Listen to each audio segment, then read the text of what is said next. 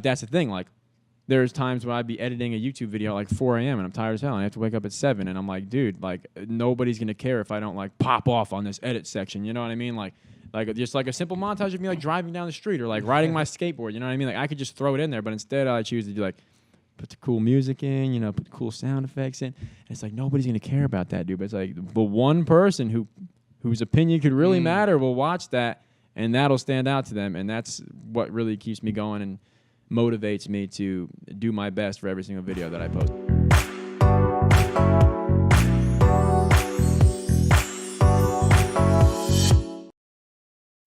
What is up? Another episode 19 of the Novelty Growth Voice podcast. I'm sitting here with a good friend of mine. We just met about 2 weeks ago, actually, but he is a good homie. Yes, his name is Liam Pineiro. How you doing, Liam? I'm good, man. How are you? I'm happy to be here. I'm happy you're here. Real quick, before we dive in deep into your story, I kind of want to give a background on what Novelty Voice is about, why we do this podcast, and really Novelty Voice is just a platform for creative entrepreneurs and young professionals to be heard. You know, our goal is to interview really awesome, up-and-coming, dope movers, doers here in the city, get to know more of them on a personal level, uncovering their journey, their mindset, and their vision for what they're doing. Respect. So why am I here? No, I'm playing. Honestly, I have no clue. Why are you buddy, here? I think I won a contest to win an appearance on the Novelty Voice podcast, so here I am. No, honestly, he is here because this dude has been grinding for how long? You been doing videography? Man, honestly, I used to bust out the flip cam. You remember that thing back when I was like USB on the side? Yeah, a little plug right into the laptop. Man, when it first came out, so I was probably like, I don't know, 14, 13. And how old are you now? How 22, young? 22. 22. Getting up there, baby. Okay, cool. My knees crack every time I stand up, so I'm pretty sure that means I'm getting old. I think that's what that means. Hi. Not only... She wants me. Yeah. All right, anyway, sorry. I think we all... Yeah. No, so there's a big window in front of us right off of East Market Street. We're at 120 East Market Street, 120 Collective, Wave One Media, amazing podcast studio. If you have a podcast that you're trying to start, build, then this is a great spot to get going. We're right in front of this window. People are walking by. The speakers are playing across the street. What's up, man? How you doing over there? Everyone that walks by is a potential fan. Beautiful hair. You conditioned? He's here. We got range on this thing, dude. You can hear us from across the street. How you doing? Good? Yeah, bro, this is great. You can hear it 2 blocks down. You can hear it. You can hear it 2 blocks down. It's probably just because I'm loud as hell, but we'll just act like it's the speaker's fault. But anyway, I'm sorry. I'm on a tangent, dude. Just reel me in. If you need to smack me in the middle of this, just go ahead, reach across the table. It's whatever. No. You really, not only is Liam a videographer, but he is going to be our host for our comedy show Thursday night. Here at 120 Collective, 7 to 10 p.m. If you're walking around on the streets and you hear this, 7 to 10 p.m. comedy show.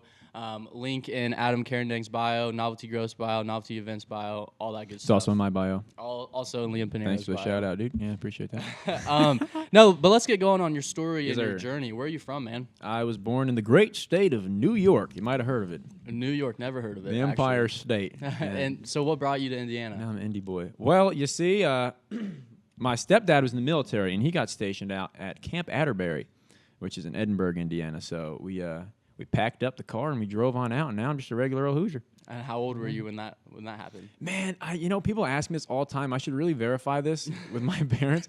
I just say like I was around 10. So like I've lived about half my life in both places. Quick maths, that's not right. I've lived here longer, but I mean like just generally speaking, like I've lived about half my life in New York and half here. You know what I mean? Okay. And the next question is usually what do I like better? Is that what you're gonna ask me? I wasn't, but what do you like better? Now assuming. Now see, it's the that's next what question. you get for assuming. Don't do it, ladies and gents. I think I prefer Indianapolis, and I'm not just saying that because I'm in Indianapolis. I will say I'm not just saying that because I'm in Indianapolis, but you would probably like it in New York because obviously you've been in New York. What I'm saying, you'd probably like living there because like there's like a sense of pressure and urgency every day, man. Like I get up at 4 a.m. to go to the bathroom, and it's like wait, I need to check my emails. I need to send in my spreadsheets to my boss. Like, dude, like, no, I'm just going to go to the bathroom and go back to sleep. Here, first of all, people are friendly. And, I mean, it's just a nice, relaxed way of life. But there's a nice community here who, can uplift you and motivate you. And you can expand your network with these people. Like, for example, you get into the photography and videography field. You got people like Connor here. He's a bit trash at photography, but he tries, and I mean, he's got a great Instagram feed. No, I'm playing.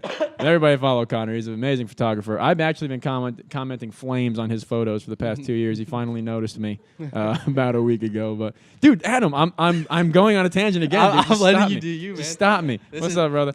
But anyway.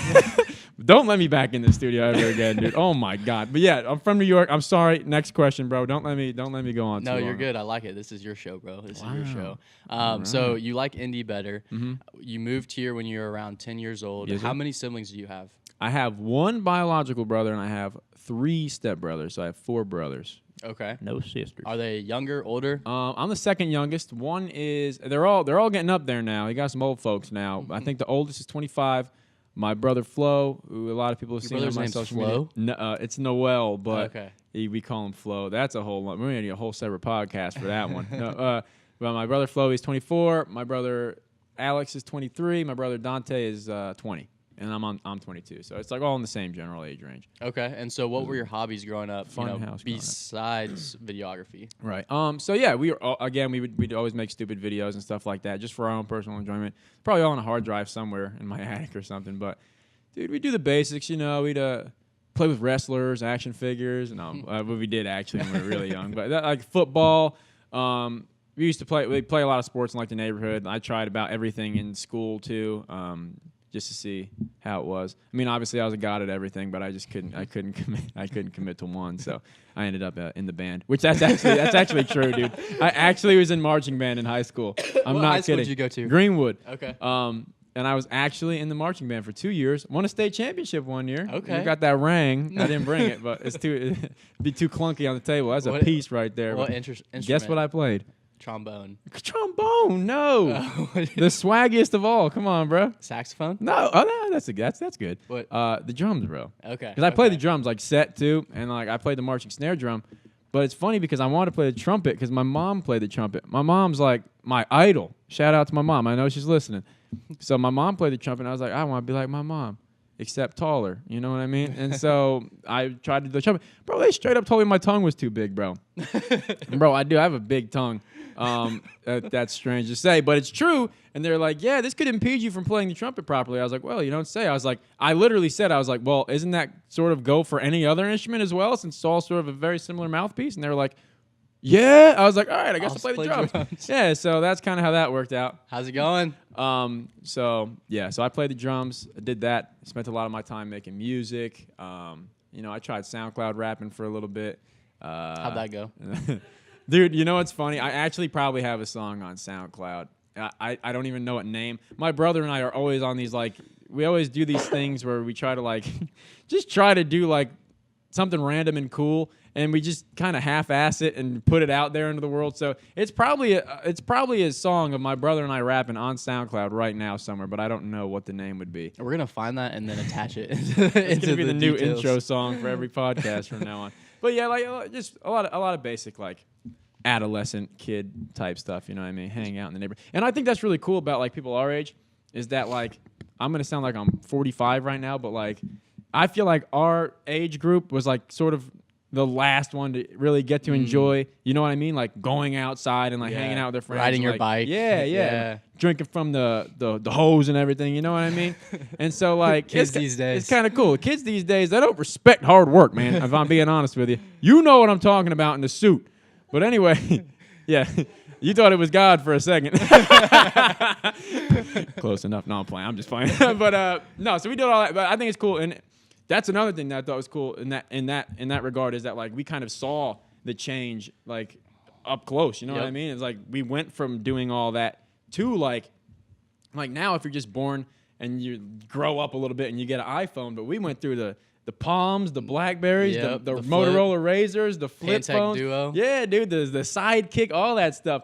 I really probably sound like I'm trying to sound like I'm an old man. I'm not. I want to be young for as long as I can. So that's not what it's all about. But it does interest me. I think it's really intriguing, and it makes me think about like what's going to happen in another 20 years. You know what I mean? Do you think that because of the increase of technology nowadays, like where do you see that progression going? Do you really think that we're going to be living in a world of like robots, or with the AI technology, where do you see technology going? Bro, first of all, Elon Musk scares the hell out of me. That's all I'm gonna say. The potential that's there scares the hell out of me in that field. Not necessarily Elon Musk. I'm just trolling. That'd be cool to hang out with that dude.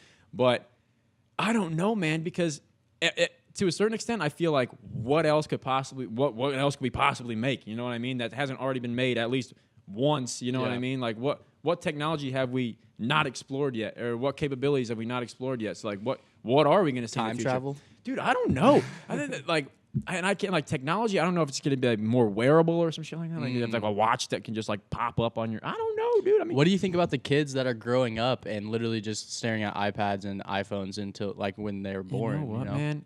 I don't know why. So this probably isn't good for me to say because I can't really justify it. But I don't think it's good because like I find myself at 22 years old, I like have to slap myself on the wrist and be like, dude, stop. Like I have an alert on like all my social medias that pop up and it's like, yo, you've been on for an hour or however long today. Instagram's the worst for me, so that's the only one that I really have to like do it. That explore page will get you. That explore page will get you. You'll be watching shit you didn't even know you liked, and then you'll be like, oh, okay, it's been 3 hours, dope.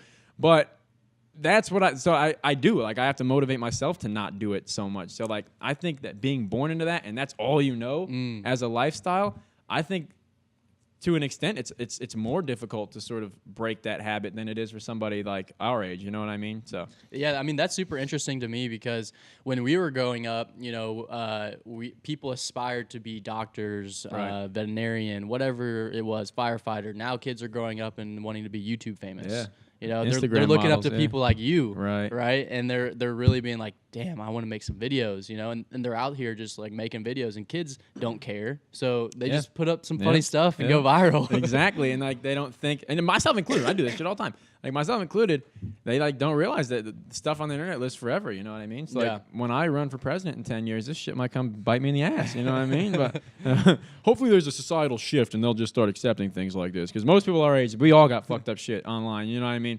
So like another thing about that is, about like social media in general is that like you're right. Like I think I saw I can't quote it because I don't remember exactly what the source was, but there was a poll that said like more people would rather be famous online than like mainstream like Hollywood like TV movie star. And I thought that was crazy. That is crazy. But it's like you said, it's like that's all they know. Like they've grown up with that. They're exposed to that far more than they're exposed to like how many kids watch YouTube all day compared to watch a movie. You know what I mean? And so it makes sense. And especially, and another thing to sort of go off of that is that I think it's harder. Like every single day that goes by, I think it's harder to stand out online. And I mean, there's so much noise. There's so much noise, dude. And it's like even the most specific of fields. Like for example, I saw a video on Instagram like 2 weeks ago of okay. There's like a sub-genre on, it's not even a sub-genre, it's like a genre on YouTube. I don't know if I'm saying it right. It's like mukbang. They eat. Y'all know what I'm talking about? Yeah, they eat. Bro, okay, so I saw a clip from one on Instagram, and it was some girl eating a 15-pound lobster. And I was like, wow, that's crazy. So I was with my friends the other night, and I was like, yo, y'all got to see this. So I went on YouTube. I typed in eating 15-pound lobster. It was like 100 results. And so I'm like, it's like no matter how unique you're going to be, and no matter how unique you think you are, it's such a saturated platform, no matter what you're using, dude. I don't care if it's Facebook, Twitter, Instagram, MySpace, Club Penguin. Bro, there's so many people on everything doing everything. So it's like, I think I'm cool, bro. Like, I had a damn video that I thought was going to really do well on my YouTube where, like, I went to, where did I go? Florida, the Dominican Republic, the Bahamas, and, like, Mexico or some shit in, like, 4 days. And, like, I thought it was really cool, and I made this video, and, like, it got, like, less views than my normal videos. I'm like, what the hell can you do to stand out online these days, dude? And that's why, not to, like, call anybody out, but, like, the people who really generate a lot of traction and attention usually are doing some dumb shit, you know what I mean? Or like some crazy stuff, you know? And I think to a point, and they're always apologizing for it after the fact, blah, blah, blah. But I think to a point they do it on purpose because they know that's a lot of people aren't willing to risk that. So they're just like, fuck it, and we'll try it. And a lot of the times it works. Yeah. But I mean, like, that's just something that, like, I say this all the time. Like, people ask me like what my ultimate goal is. Like, I always say like it's just to be successful and happy. And I know it's kind of a lame answer, but like it changes so much because who knows what opportunities I'll have in 6 months, let alone 5 years. So I mean, like I can't like pigeonhole myself into saying like, oh, I want to be a YouTuber or blah blah blah. I want to be a TikTok star. No. That's the new thing, dude. That is the new thing. I see it everywhere. But it's like, so I just say that. But yeah, dude. So this generation scares me sometimes. Not the people, but like the way of life the for environment everyone. that we're like in right now. That makes sense. So I mean, two questions here. So one being, when you were a kid, then what did you want to grow up and be? Did you want to be a videographer, or so what was it for you? I wanted to be a chef. That's the first job I ever remember wanting to have. Then I realized I couldn't even make ramen right, dude. And I'm not even kidding, bro. That come out hard as hell, dude. So like I was like, well, that's probably not in the cards. And if it is, I'm gonna have to go through a lot of schooling for that. And then I want to be an actor because I actually did plays like since elementary school. I was the moose in a play called Moose's Loose Tooth. That was my first lead role. And I really popped off on that one. Still waiting for the Academy to get back to me. But no, so that was really cool, and that's when I really like enjoyed and fell in love with the process of like entertaining and like like being in front of the camera and stuff like that.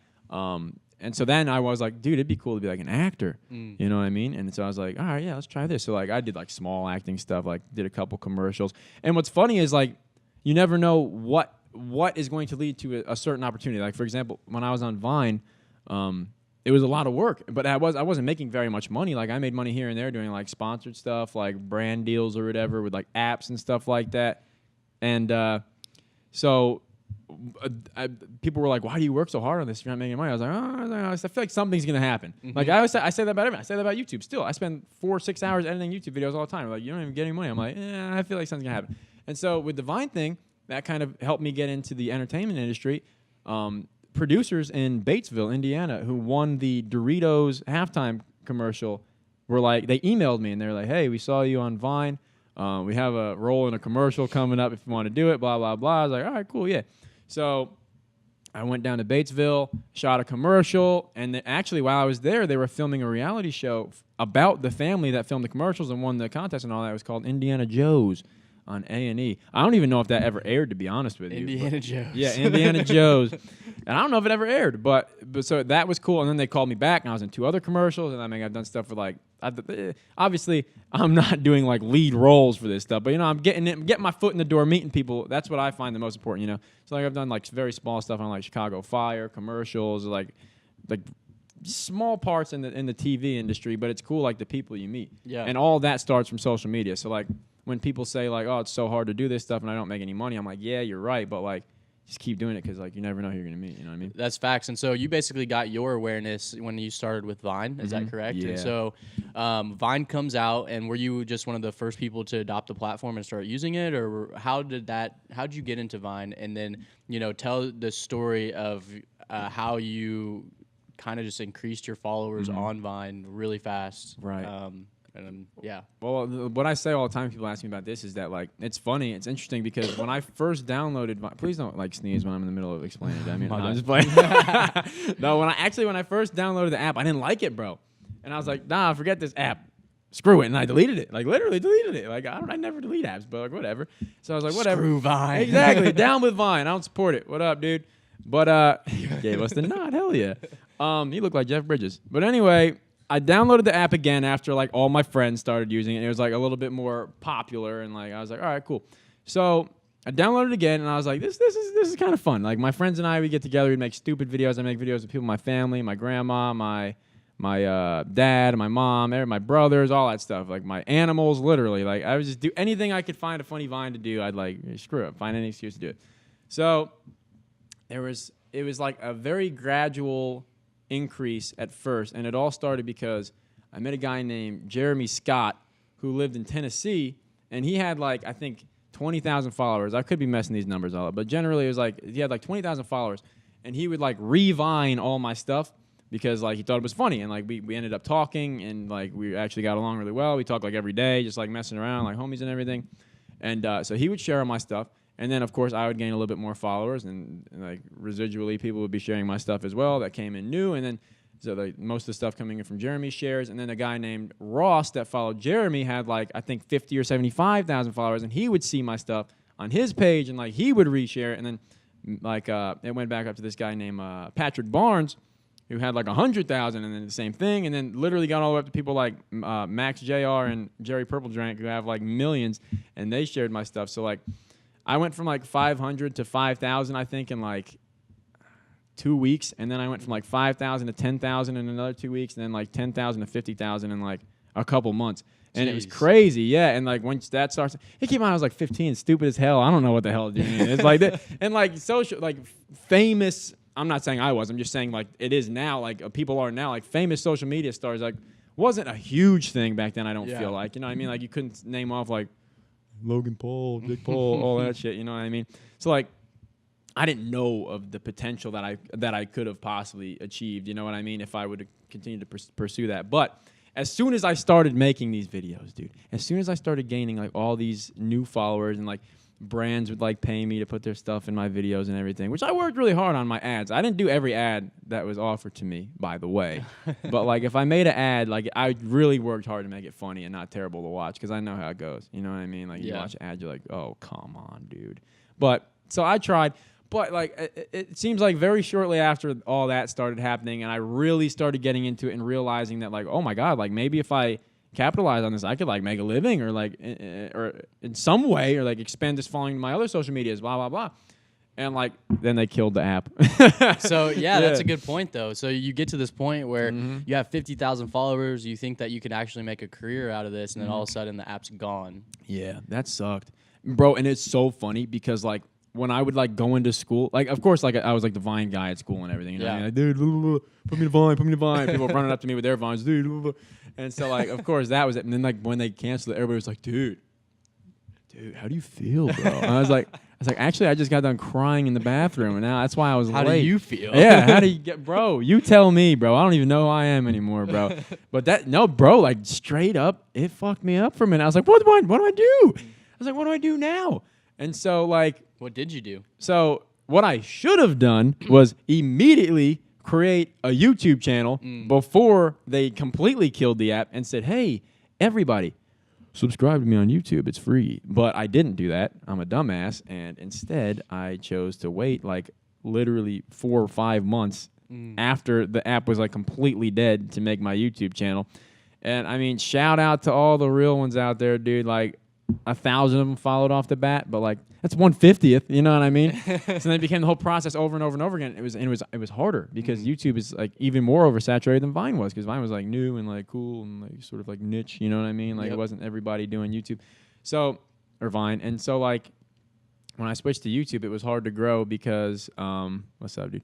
Because like I said, there was so many people doing it, and so like that became discouraging at first, but.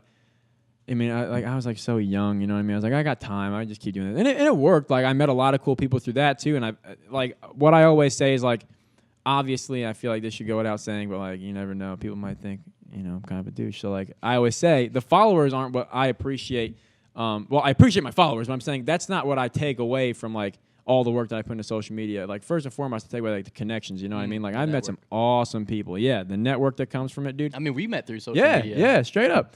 And so like that's why I continue to like pursue those different social media things, and like that's why I work so hard and spend and like that's the thing. Like there's times when I'd be editing a YouTube video at like 4 a.m. and I'm tired as hell and I have to wake up at 7 and I'm like, dude, like nobody's gonna care if I don't like pop off on this edit section. You know what I mean? Like just like a simple montage of me like driving down the street or like riding my skateboard. You know what I mean? Like I could just throw it in there, but instead I choose to do like.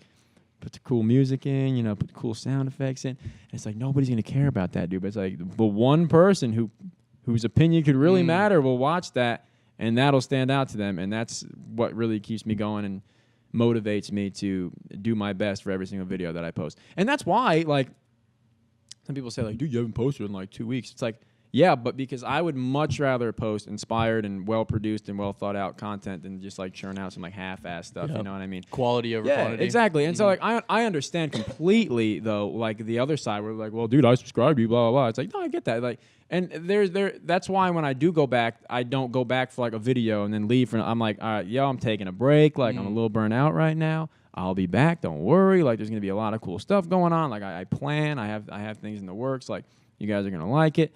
But so yeah, so like, that's just sort of another thing that I always touch on is that like essentially it boils down to that. Yeah, quality over quantity. You know what I mean? So For sure. And so what kind of what are your strategies now in order to get awareness? Because we were just talking about how it is difficult to create YouTube videos nowadays. So what do you do specifically to make sure that you're standing out and delivering the content that your people specifically want to see and will be interesting to someone who's never seen your videos before? I think a lot of the stuff that I've been doing, especially lately, is finding things to get new people. You know what I mean? Okay. Because fortunately, and I'm very appreciative for it, like the core following that I have on YouTube, like they're pretty loyal. You know what I mean? Like they send stuff to my PO box and everything. Like they write the best comments ever. I love them, dude. They're the best.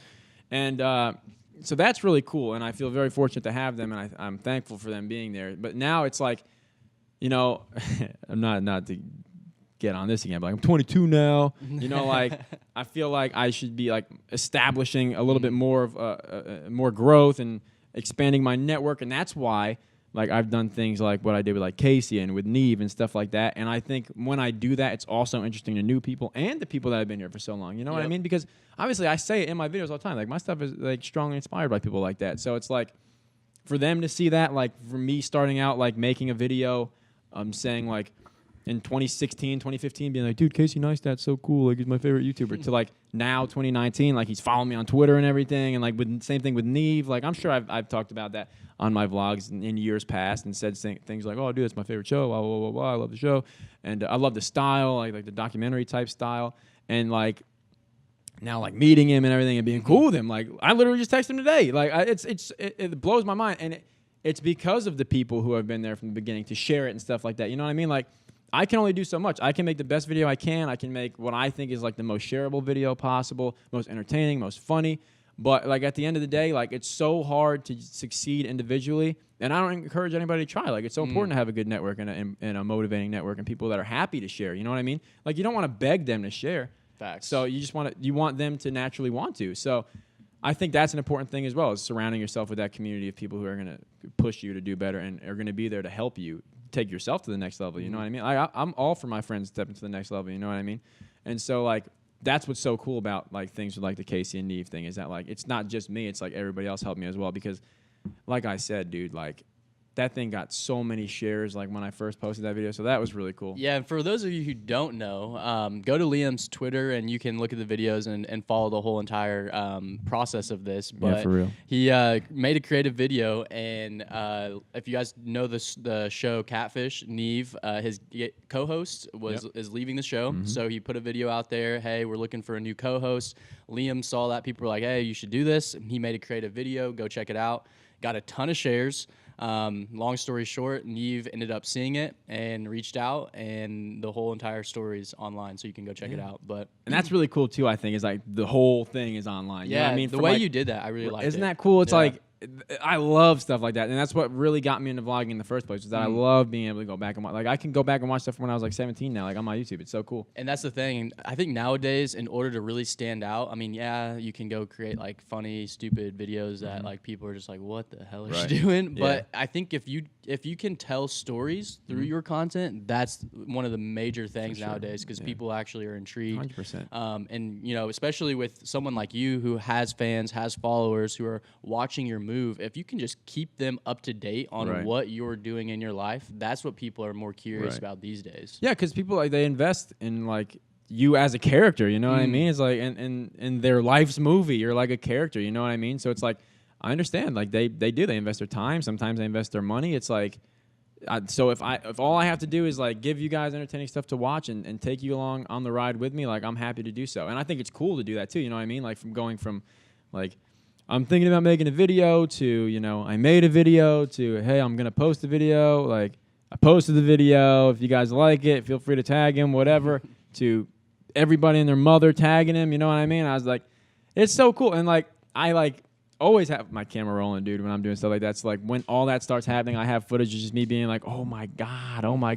You know, and like with the Casey thing, like I literally have a video of myself running into my bedroom like, oh my God. Freaking Like, out. yeah. And so like, and it's cool because like my brother knows to record me and shit like that and stuff like that happens. So it's like, it's cool because I always have that like authentic, genuine reaction like on video somewhere. Like That's somebody dope. comes through and gets it, which that's nice. Yeah. But I take cool Instagram pictures of him. So it all evens out. But yeah, so like I just love the process, dude. You know what I mean? And it's awesome to be able to like share that with so many people, and that's one of my favorite things about the internet in general. So where do you want to take this? You know, you creating videos.